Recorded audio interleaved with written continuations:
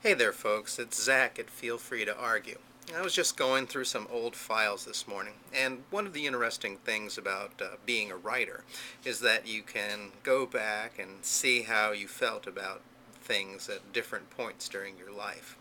Um, Found a little chapter from an old work of mine. It was about the death of a friend of mine. Their character's name in the story is Cassie, and the narrator is me. Um, though I have a different name also. Um, the name of the chapter is Debt, and it's from a novel I was working on. May go back to at some point, called The Bitter Year. Balance due. Those words are always in bold on a bill. It's like a hand that reaches out, cupped towards you. I've forgotten about most of the items that have fattened my chemical bank bill. I'm not even paying on a dead horse. I'm paying on a dead something.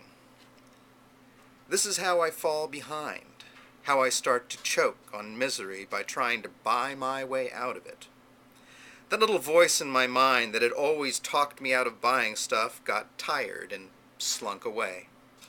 Now I have a more pleasant voice that always says, "You deserve it," whether it is a candy bar or a car. Now I have one thing in my life which has pushed everything else aside. One thing which hurts me more than anything I have ever experienced before.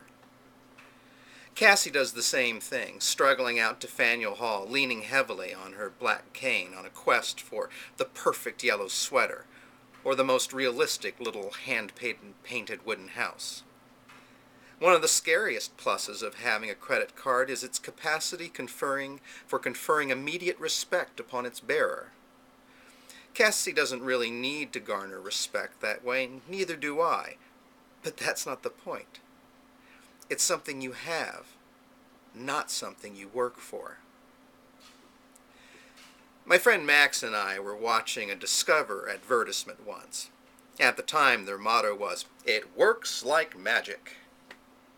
I remember the sly curl to Max's lips as he commented, "Yeah, magic that comes due at the end of the month." He's right. You will pay with interest, and not just financially. You'll fall with your purchase and know you were foolish and weak for buying it. And the balance will grow and grow till it looms over you like a soggy branch about to break under its own weight.